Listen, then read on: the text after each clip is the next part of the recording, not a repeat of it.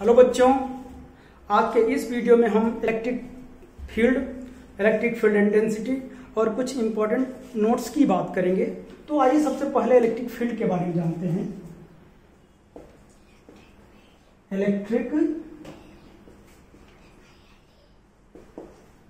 Field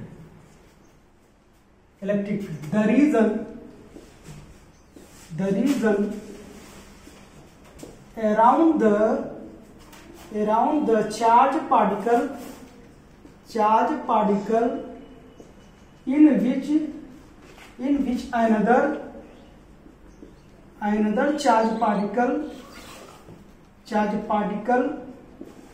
experience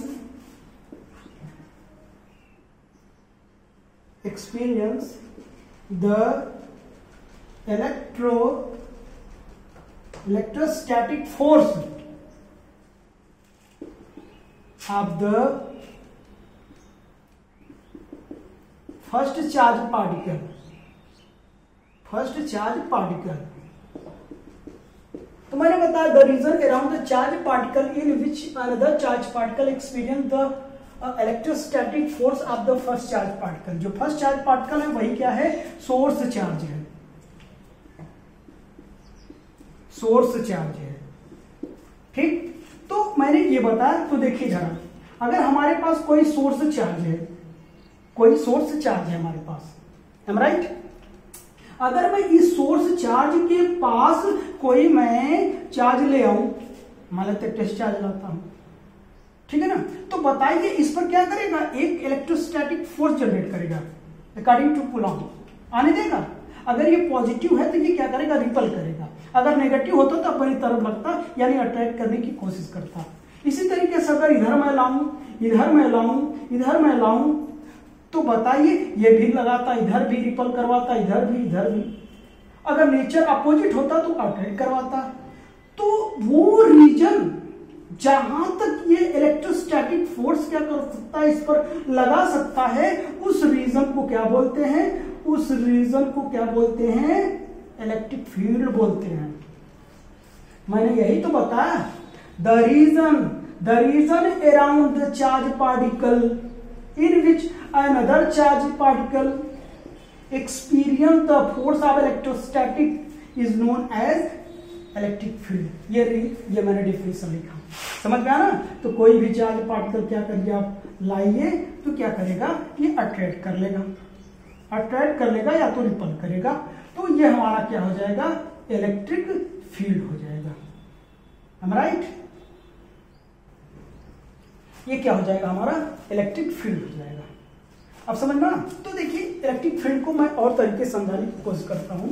ये reason बड़ा छोटा भी हो सकता है, क्योंकि उसके चार्ज पर डिपेंड करेगा यहाँ कैसे चार्ज है, कौन ज्यादा है कौन कम है। तो जैसे मैं कहूं, एक कोई विलेज में, किसी गांव में कोई विलन रहता है, तो जाहिर सी बात है, विलन है तो उसका कुछ रीजन होगा जहां तक उसकी क्या चलती होगी, उसका रेंज होगा।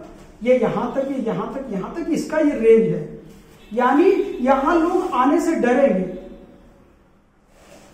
क्यों डरेंगे लोग? क्योंकि जानते यहां एक विलन रहता, बहुत खतरनाक है, इसके पास क्या है? बहुत पावर है, तो बहुत डेंजरस है। तो यहां से आए तो लोग क्या करेंगे? इसका फोर्स क्या करेगा? एक्सपीरियंस करेंगे, उनको डर लगेगा, है कि नहीं? ये रीजन हो जाएगा। जैसे आपने डॉग को देखा होगा, डॉग भी अपने चौराहे पर रख के ही बार्किंग करते हैं। अगर बहुत गए, अपने रीजन तक जाए, यहां तक दौड़ के यहां आएंगे, ये वाला यहां से दौड़ के यहां आएगा, ये इधर नहीं जाएगा, जानता है इसका रीजन है, ये इसका रीजन है। तो जहां तक उसकी चलती है, उसका इलाका है, फील्ड है, क्षेत्र है, वही उसका रेंज है, उसका फील्ड है। इसी तरीके से इसका जो चार्ज है, इस चार्ज के अराउंड जो इसका क्या है? इलेक्ट्रोस्टैटिक फोर्स एक्सपीरियंस करता, वो फील्ड क्या कहलाता है? इलेक्ट्रिक फील्ड कहलाता है। एम आई राइट? चलिए, अब दो बात और, वो सिंपल डिफिनेशन है, वो आप समझ रहे हैं। दो बात और, the charge due to which field is created is called source source charge, यानी वो चार्ज जिसके कारण क्या होता है, फील्ड क्या होता है, जनरेट होता है। इस चार्ज के कारण फील्ड जनरेट हो रहा है, इसलिए हम इसको क्या बोलेंगे, सोर्स चार्ज कहेंगे। क्या कहेंगे, सोर्स चार्ज कहेंगे। Second number, the charge which is placed in field is called test charge. It is denoted by Q note. और इस फील्ड में जो चार्ज रख दिया जाए, इस चार्ज को क्या बोलते हैं, टेस्ट चार्ज कहते हैं। ये यूनिट पॉजिटिव चार्ज जैसा क्या करता है, बिहेव करता है। हम इलेक्ट्रिक फील्ड इंटेंसिटी की बात करते हैं, स्ट्रेंथ भी कहते हैं इलेक्ट्रिक फील्ड इंटेंसिटी, इसको बोलते हैं EFI, इलेक्ट्रिक फील्ड इंटेंसिटी। तो अभी मैंने एक डिफिनेशन लिखा, क्या लिखा, the region around the source charge in which another charge, जहां अनदर चार्ज है वहीं हम क्या करेंगे, यूनिट चार्ज। क्या कहेंगे, unit charge. The region around the source charge in which another unit charge experience the electrostatic force is known as EFI। अभी तक मैंने अनदर चार्ज बोला, तो कोई भी चार्ज लाते थे। अब यहां जो चार्ज फोर्स एक्सपीरियंस करेगा वो कौन सा होना चाहिए, बताइए, यूनिट होना चाहिए, यूनिट चार्ज होना चाहिए। क्या होना चाहिए, यूनिट चार्ज होगा। अगर ये यूनिट चार्ज क्या करेगा, इसके फोर्स को एक्सपीरियंस कर रहा है, तो ये फील्ड क्या हो जाएगा, इलेक्ट्रिक फील्ड इंटेंसिटी कहलाएगी। ठीक है ना। और इसको ऐसे भी कह सकते हैं, the electric field intensity, the electric field intensity at any point is defined as the force experienced by the unit positive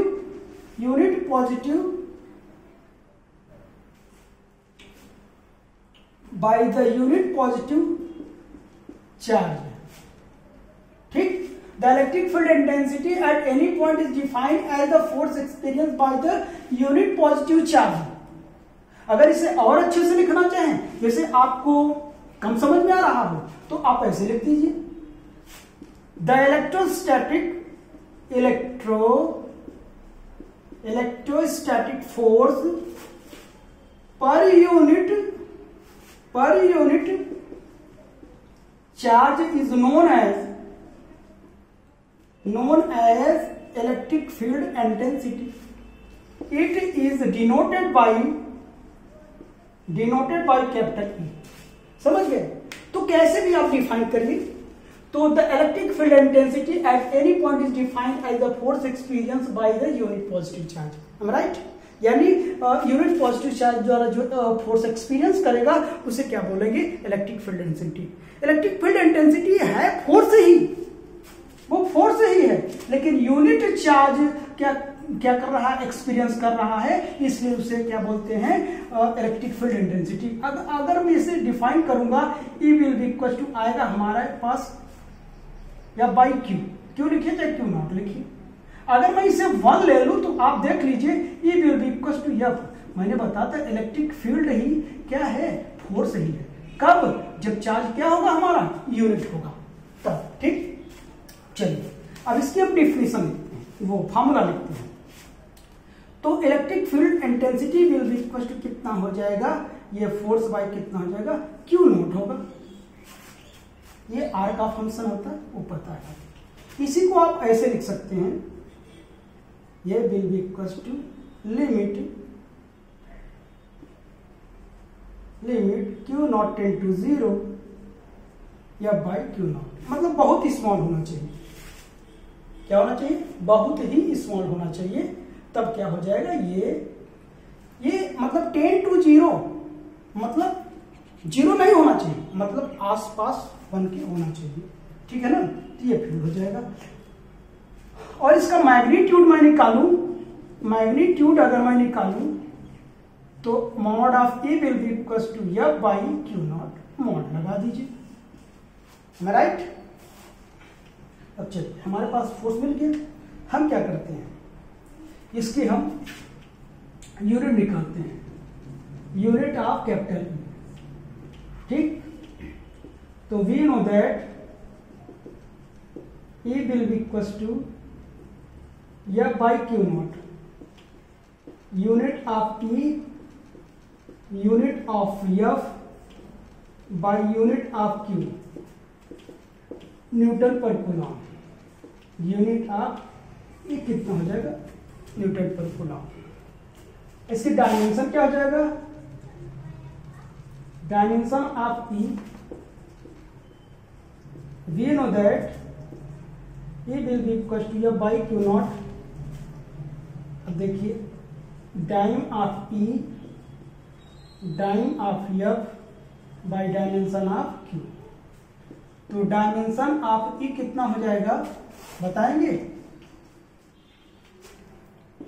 MLT minus 2, और ये कितना हो जाएगा 80 हो जाएगा, MLT माइनस 2 ऊपर ले चलिए -1 T माइनस 1 हो जाएगा, MLT माइनस 3 A माइनस 1, ये हमारा डायमेंशन हो जाएगा, डायमेंशन ऑफ T हो जाएगा, ठीक।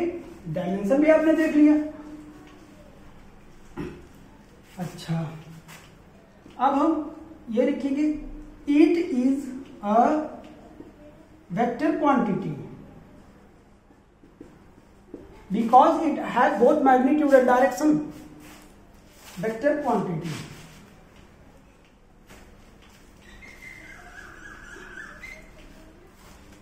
वेक्टर क्वांटिटी हो गया। द डायरेक्शन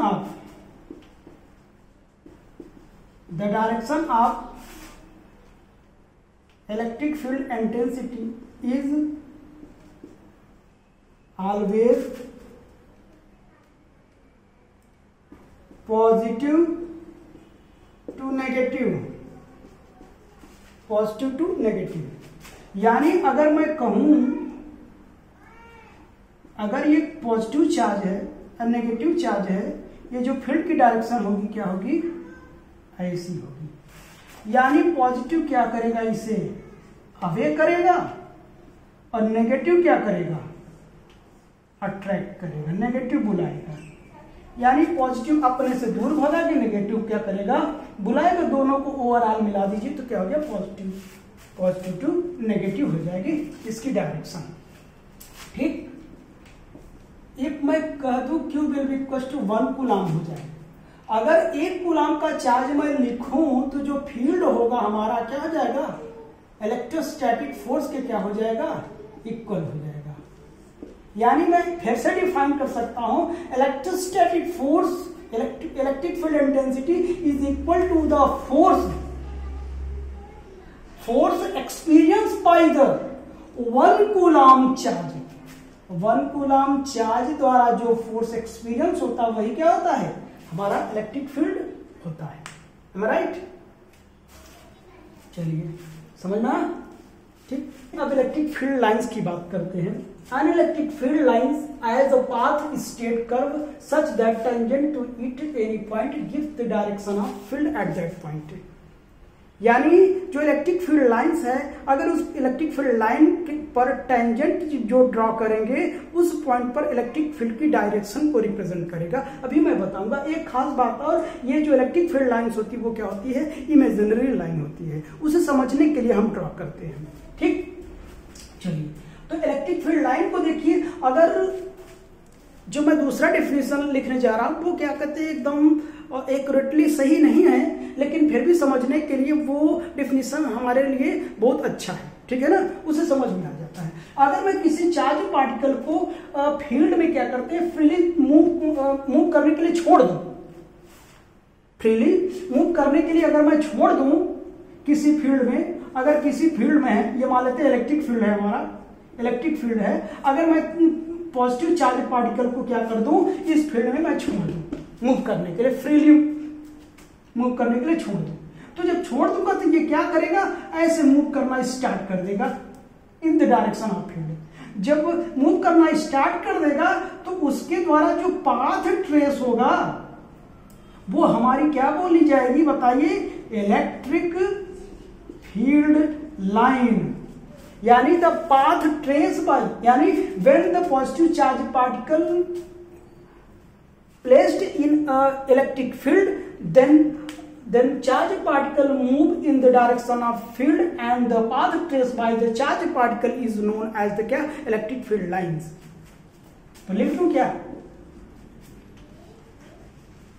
the path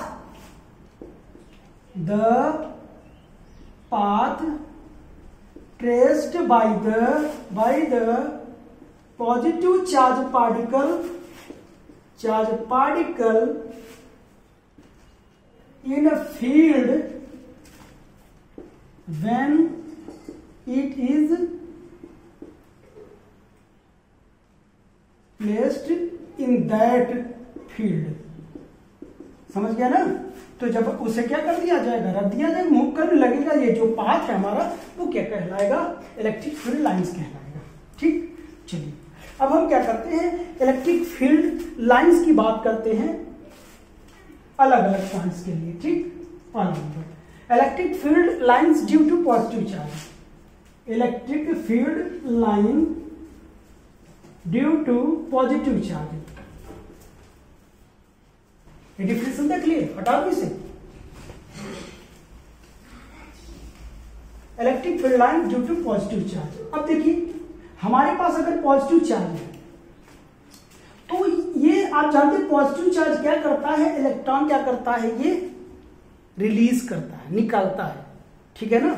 जब इलेक्ट्रॉन यहां से निकले, क्योंकि पॉजिटिव इलेक्ट्रॉन निकलता तभी तो इस पर पॉजिटिव आया है, जब इलेक्ट्रॉन निकलेगा तो ऐसे ऐसे इलेक्ट्रॉन चलेगा, ऐसे ऐसे किसी भी डायरेक्शन में ऐसे ऐसे चलेगा कि नहीं।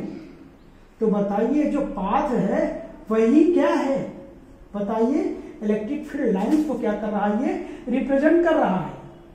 इलेक्ट्रिक फील्ड लाइन को क्या कर रहा है, रिप्रेजेंट कर रहा है। ठीक, ओवरऑल हम इसको ऐसे बना दे एक बार में, ये आउटवर्ड डायरेक्शन में जाएगा। किधर जाएगा, आउटवर्ड डायरेक्शन में। और मैंने बताया था कि अगर ये जो इलेक्ट्रिक फील्ड लाइन है उस पर क्या है, एक टेंजेंट ड्रॉ करें तो इलेक्ट्रिक फील्ड की डायरेक्शन को रिप्रेजेंट करेगा। इलेक्ट्रिक फील्ड की डायरेक्शन को क्या करेगा, रिप्रेजेंट करेगा। हम राइट ना। तो चलिए देखता हूं। तो बताइए ये तो क्या है, स्ट्रेट है, अगर टेंजेंट ड्रॉ करेंगे तो वो भी तो इधर जाएगा, तो इसका फील्ड हो जाएगा। कर्व होती तो बात बनती, ये भी स्ट्रेट है। ठीक, राइट। चलिए अब second number, E F lines due to negative charge. Negative charge के कारण जो फील्ड होगा वो इलेक्ट्रिक फील्ड लाइंस होगा। वो कैसे होगा बताइए, आएगा, इलेक्ट्रॉन आता है तो इलेक्ट्रॉन का ये पाथ ही होता है बच्चों, क्या होता है, पाथ ही होता है। राइट, ये क्या हो जाएगा, इलेक्ट्रिक फील्ड लाइंस हो जाएगा। अब electric field lines due to unlike charges, मतलब एक पॉजिटिव और दूसरा क्या हो, नेगेटिव। ठीक, जाहिर सी बात है क्या करेगा, इलेक्ट्रॉन निकलेगा और यहां क्या करेगा, चला जाएगा। ये लाइन यहां से जाएगी यहां तक, क्योंकि इलेक्ट्रॉन यहां से निकलेगा इस पर आएगी, तो ये उसी का पाथ होता है। ये देखिए ऐसे आया, ऐसे आया, ठीक है ना, ऐसे ऐसे ऐसे ऐसे ऐसे ऐसे, यानी इधर से निकलेगा और इधर से क्या करेगा, आके नेगेटिव पे समाप्त हो जाएगा। तो अब देखिए, अब यहां पे मैं फील्ड की डायरेक्शन देखूं, मैंने बताया था ना ये टेंजेंट ड्रॉ करूंगा। टेंजेंट ड्रॉ किया तो क्या हो जाएगा, ये क्या हो गया, फील्ड की डायरेक्शन। तो फील्ड की डायरेक्शन कैसे पता करेंगे, पता चला ना, यानी हम क्या, the tangent drawn on the electric field line, then it represent the direction of electric field at that point. यहां पर क्या करता है, इलेक्ट्रिक फील्ड की डायरेक्शन को रिप्रेजेंट करता है। अगर मैं यहां भी खींचूं ऐसे हो जाएगा इलेक्ट्रिक फील्ड, इधर भी तो कोई खींच सकता हूं, ये होगा क्या, नहीं, पॉजिटिव से अवे होता है, ये तो अपोजिट हो जाए, ये नहीं होगा, ये होगा, ये डायरेक्शन हो जाएगी हमारे पास। ठीक, आपने ये भी देखा। अब हम क्या करते हैं, दोनों लाइक चार्ज लेते हैं, E F lines due to like charges. Like charge की वजह से देखता हूं, ठीक, हमारे पास क्या है, ये भी प्लस है और ये भी प्लस है, ठीक है ना। तो यहां से इलेक्ट्रिक फील्ड लाइन निकलेगी, ऐसे चली जाएगी,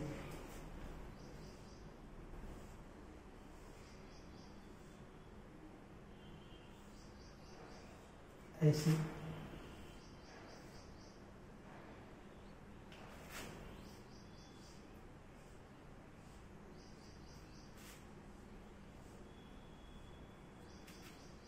ये फील्ड जैसा भी हो, पॉजिटिव पॉजिटिव दोनों क्या करेगा, लीव करेगा, लीव इट। कब, ये मान लेते Q1 है, ये Q2 है, Q1 will be equal to Q2, यानी इसके जो मैग्नीट्यूड क्या होगी, नेचर भी सेम हो, मैग्नीट्यूड भी सेम हो। तो एक बात और आती है, इसका जो न्यूट्रल पॉइंट होता है दोनों के मिडल में होता है। अच्छा, ये दोनों ऐसे क्यों गए, बाहर की ओर क्यों गए, जाहिर सी बात है इधर से इलेक्ट्रिक फील्ड लाइन आएगी, इधर से इलेक्ट्रिक फील्ड लाइन आएगी, दोनों को क्रॉस तो कर नहीं पाएगा, दोनों क्या कर, रिपल करेंगे, कुछ उधर जाएंगे, कुछ इधर जाएंगे, राइट। ठीक, तो यहां पे एक नोट पॉइंट लिखा जाता है, if both charges equal in magnitude and same nature, then the neutral point lies in between, like midpoint on the line joining two charges। यानी दोनों चार्ज को मिलाने वाली लाइन के मिड पॉइंट पर ही हमारा क्या होगा, न्यूट्रल पॉइंट होगा, न्यूट्रल पॉइंट होगा। ठीक, तो यहां मैं लिख देता हूं, कहां लिखूं, यहां लिखूं, देखिए, if both charge equal in magnitude and same nature, the neutral point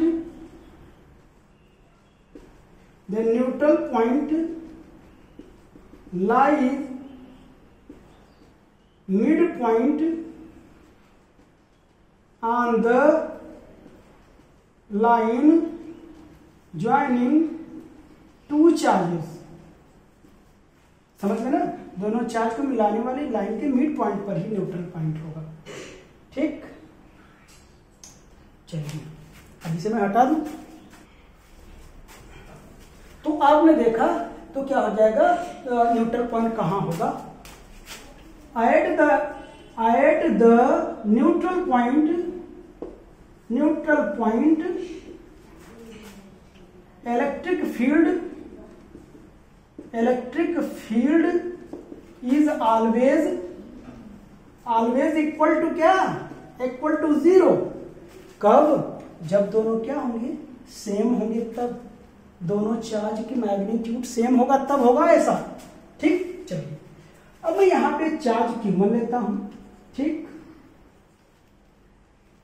ये Q2 है, ये फील्ड निकलेगा, ज्यादा नहीं निकाल रहा हूं मैं।